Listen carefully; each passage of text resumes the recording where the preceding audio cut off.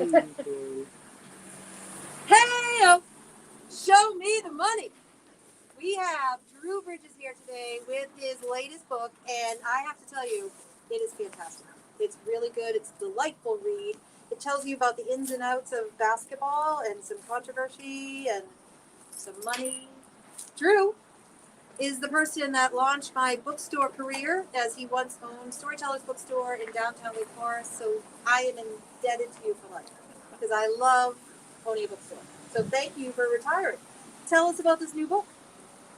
Well, first of all, let me thank you and Dave for hosting me here at page 158 Books. That's page158books.com for your further information. I also want to thank BQB Publishers, Terry Leidich, Julie Bromley, John Daly, Caleb Gard for helping bring this book to print. I'm going to start talking about this book with some things that I haven't put on the internet very much because it's not really very punchy and doesn't really work for a elevator speech. But I want you to know a little bit more about the background of this book. Ever since I sat on the couch in 1957 with my dad and my older siblings and watched the Carolina Tar Heels beat Wilt Chamberlain for the national championship, I have been a basketball fan. And I had enough success in basketball myself to pay for about half of my college with basketball scholarships. But I was always interested in, beyond the basics of basketball, the craziness surrounding basketball. Think March Madness. The craziness goes even deeper than that. I mean, think about how many alums of colleges spend so much of their time and their treasure following their college basketball and football teams. And I even have a friend who, when his basketball team loses, he goes into these deep depressions. I don't mean to laugh at that, but and he's a psychiatrist. So there's a college basketball and filling out a bracket and trying to predict all the winners can be for a lot of people a kind of a trivial, entertaining sort of thing. But for some people, it really matters. It's life. It's life. And I wanted to write about that in some way, but I could never figure out how to write it in a nonfiction way. So I decided to write about it in a fiction book. And this fiction book is about people. The cover of this book just screams basketball and sports betting. But this book is about a lot more than that. It's about complex and flawed people whose lives collide in a quest to pick all the winners in the men's NCAA basketball and thereby win $1 billion. So let me tell you a little bit about the characters in the book. The contest is the brainchild of Sinclair Dane, a young woman mathematician who gets together with a group of social media marketers and offers $1 billion for a perfect bracket. Now, she doesn't have $1 billion to pay if someone gets all the games correct, but she knows what the odds are of a perfect bracket in a tournament of 68 teams. So she figures in the universe of people who fill out brackets every year, one figure I saw was 70 million Americans fill out a bracket, either online or in office pools or just betting with their buddies. If she can get just a significant fraction of those 70 million people to send her a $2 entry fee, then that's a very nice little payday. So, and she knows the odds against perfection. It's 9 quintillion to 1. That's 9 with a whole bunch of zeros after it, to 1. So she's one of the main characters. The second main character is a math professor named Cusack, who is, let's be honest about it, he's pretty much of a failure as a human being. He's a great math professor, and he's very talented as a math professor. But he ends up in front of a class to teach college athletes math concepts so that they can stay eligible in their math. And he's teaching at Gardner-Webb University, Which is a local college. which is where Yes. I went to school for the first 2 years as Gardner-Webb Junior College, where I played basketball. So he's teaching these math concepts, and he's getting nowhere until someone comes across the idea that the bracket contest has something to do with math. So all of a sudden the class is hooked, and they start exploring equations and formulas and statistical concepts in order to try to pick a perfect bracket. Long story short, with 3 games to go, Cusack has a perfect bracket. If he stays perfect, then the people who organize the contest are probably in some kind of big trouble, since they don't have $1 million to pay. So those are the 2 of the main characters. There's plenty of other characters. This, I guess you could call this a character-driven book. There's basketball's next megastar. There's a flamboyant casino operator who is helping out with the bracket contest. And there's a whole group of 20-something social media wizards who are helping out with organizing and advertising the contest. And a lot of the action takes place at Gardner-Webb. Shout out to my alma mater, Gardner-Webb. So let me stop there for the moment. Is there anybody online that's got any comments or questions? Just folks that are looking forward to reading the book. Okay. And good luck. I have to tell you, this book, I'm not a basketball person. I love basketball. It's very fast-paced, and that's why I can get into it. Math makes my head hurt, but I thoroughly enjoyed this book. I feel like that's a left-handed compliment, but honestly, like the action and the atmosphere that you put into it, it makes it roll. I'm dribbling through the whole way. So you don't It was need good. to be a basketball fan. No, you do not need to be a basketball fan. But if you have any family members that are into basketball, and North Carolina is huge for basketball. When we came up from Boston, professional basketball is big, but not college basketball. And it's the frenzy that goes on here is amazing, and you really capture that spirit. So I highly recommend it.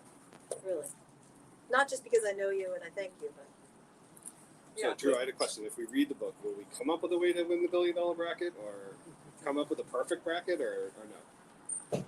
If every person in America filled out a bracket, there would be one perfect bracket in 400 years. Wow. So wow. I wouldn't spend a whole lot of time and energy. Okay. But Cusack is a math professor. And is he a genius, or is he just dumb luck? Yep. You got to read the book to Yep. find out. And you got to read the book to find out if he stays perfect or not. What did you learn from this when you were writing it? Did you learn about the whole business of it, or did you have some inklings into it? Actually, that's an interesting sideline there. I didn't know anything about gaming and gaming law. So what I did was that I went online and I found an attorney, actually in California, who specializes in gaming law. And I had a conversation with him, partly online, partly on the phone. And I told him I wanted to send him my first 5 chapters and tell me whether I was just totally out of it with what I was proposing. And I told him that I would pay him an hour of his usual consultation fee if he would read it and just comment. There was a short pause, and he said, well, my hourly consultation fee is $850. So you paid him for two, right? He said, but if you'll put my name in the credits and send me a copy, I'll do it for free. This is an Holy interesting cow. concept. What a great guy. Yeah. So related to that, Garland actually wanted to know what was the toughest part of writing this book, and maybe it's part of that. The toughest part of writing the book was the math and making it consistent with gaming law, not proposing something that was just off the wall that I would get in trouble with. But however, here's a little extra that nobody knows about but me. Don't tell anyone. And this is a contest. This is a contest to win an extra free book. I mean, you'll have to read the book to be able to do what I'm getting ready to tell you. But somewhere in this book, I have made a math error. Oh, I'll pick it up. There is a math error in this book. Okay. And if somebody can read the book and point out the math error, I'll send you another free book or any of my other books that are online. If you go on Amazon, I've got a couple of other books. I'll give you a free book. No, we have all your books here. Don't go online. Go to Page 158books.com. And what are your other books, Drew? There's baseball and family. There's a baseball book. There's a story about a young man in search of family secrets. Yes, that was about good. storytelling. But I want to get back to $1 Billion Bracket. But anyway, that's the contest. There's a math error in this book that probably Richard Neely would find it if he was watching this. Okay. I bet Mary Lou or Larry would. I didn't get it. Why would you bet that? Okay, so let me tell you. Okay, Garland asked, "What was the hardest part?" Let me tell you what the funnest part was. The funnest part was characters emerged and plot lines emerged that I didn't see coming. I love that when an author does that. One of them was the contest goes global. And people in particularly Russia and China just flood the contest with entries. And nobody's sure why, but if you read the book, you'll know. The people who are offering the contest don't know why this is all coming in from Russia and China. It will become obvious later on. There's also, okay, here, I'm going to talk about this now. When I got into the book and writing the book, it occurred to me, do men really know how to write about women? Two of the main characters in this book are women, most to my valuing of the book, are women characters. Should a man really try to write with women as main characters? It can be done. Well, I resolved that in a certain way. I grew up with 3 sisters, and they're all speaking to me. And I've had 3 wives, and the latest one is probably going to keep me. So that's my legitimacy. And a daughter and a granddaughter. And a daughter and a granddaughter. I'm not sure what they think. And as a psychiatrist, I think you are a good observer of behavior And I think you're a very compassionate person, and that's what it takes to get into somebody else's head. Empathy. Well, because I'm a psychiatrist, I know about complex and flawed characters, and most of the people in this book, like most of the people in this Right. gathering, are complex and flawed people. But I wrote about them in this book. And one of the subtexts of the book is Sinclair Dane, the young woman mathematician who enters a contest. She has I'm not going to go into the details of this, but she has a family secret having to do with her mother, who lives on the streets. And one of her motivations for offering the contest is to earn money for a safety net for herself and for her mother. That takes up a good bit, and that comes a lot from my work as a psychiatrist. But you also played basketball in college, didn't you? Well, we said that. Right. So you've been a pro, basically, basketball player, and then a psychiatrist, and then a bookstore owner, and now you write. Do you was this always your calling, what you always wanted to do? In undergrad, Yeah. I was an English major, and I lost my nerve. See? I lost my nerve. I didn't think I could earn a living as an English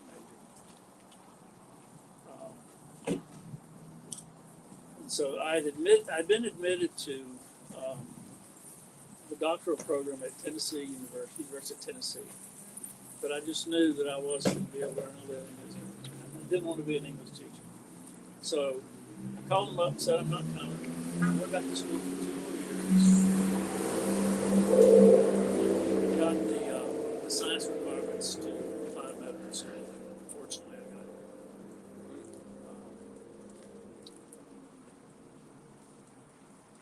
I practiced psychiatry for 40 years. Then I realized I wasn't cut out for that kind of work. So I opened a bookstore. It wasn't supposed to be a nonprofit, but it was, so I sold it to this lady. Yay! And they seem to be making a go of it in a way that I cannot. So anyway. Well, it's all different. It's a different world, too, I think. Bookstores are on their way up. Is there like a message that you wanted to get out to people in this book when you were writing it? And I want to get back to you saying that these characters develop themselves, because I find that fascinating, that an author will say, I didn't want them to do this, but the character had to do this. And I find that, like, how do you go with that? Because I don't know what to wear in the morning. I never mind make a decision for somebody else in a book. Does that make sense to you? Like, it's fascinating to me that you're letting them do that. They're coming to you. Is there a question there? Yeah, I want to know how you like listen to that voice saying like the character should be doing this, and Well, it's fascinating.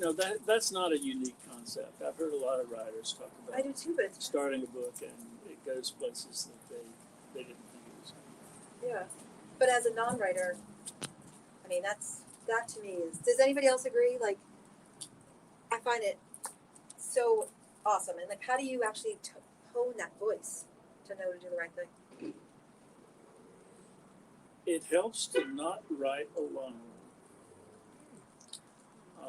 I had the benefit of being in a writing group, and then having another friend named Bill Finger, who Yes. wasn't in the writing group, but he read the manuscript and gave me a lot of feedback. And, all writers fall in love with their worst writing. And it's very helpful that somebody in a writing group or otherwise can point that out to you. Yeah. And my publisher did the same kind of thing. The one who actually did the work of the editing was a man named Caleb Gard. He did a great job along with Terry Lightich, directing me in a couple of different different directions.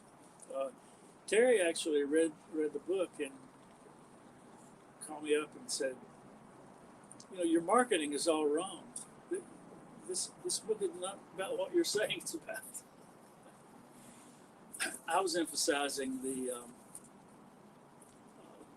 basketball and the sports betting part, and she was pointing out that it's really about the other characters more than the basketball and the sports betting. But it all melts together. It's good. Do you want to read a passage from the book? The way I do it, you don't have 158 pages in this book, so I was going to add 1 plus 5, which is 6, plus 9 is 17. Do you want to read on 17? Or is that weird? Show it to me and I'll All right. make a decision. You got to be careful with that. You don't want to give anything away. No, it's on page 17. I will reassure the audience, actually, before I do this is another challenge. This book has no sex, no romance, and almost no violence. How could it possibly sell? Your other book had some sex in there. A little And bit. I was like, I know Drew.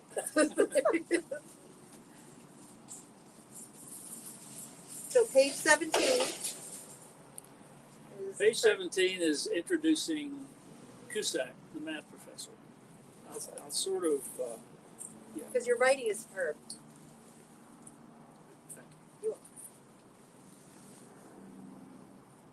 Three-fourths of a continent east of Sinclair Dane's meeting with their new business partners, Dr. Lewis Cusack walked cautiously into the room of his classroom teaching assignment.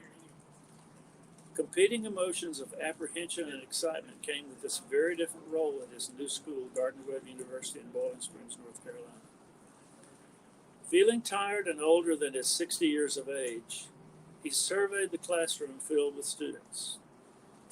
His first impression was that they looked larger and more physically fit than a typical class. Clearly, the athletes he was told would populate his class. He silently noted, with surprise, that half the class was female. A tall woman with big arms in the front row noticed that Duke University logo on his briefcase and said, "Better not flash that Duke thing around here, especially if we play them in the Sweet 16.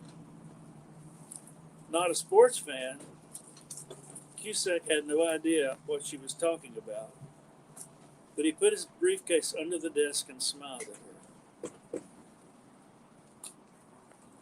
He removed his tan jacket and loosened his necktie, presenting a rumpled, absent-minded professor look. His slight build, punctuated by a modestly overweight stomach, drew a sharp fist of the athletes who made up his students. So that's how Cusack gets started Excellent. with the athletes.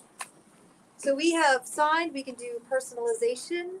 There's some motorcycles taking off, so I think we may wrap up now. But if you need a signed copy, we can ship, we can deliver. We'll get Drew to the bestseller list because we report to the New York Times. And if you know how that works, so they take a whatever. Anyways, get your book at page 158 books, and we will sign it, send it to you. I'm not going to sign it. Drew is going to sign it, but it's fantastic. Tell them Great the read. The button on the bottom.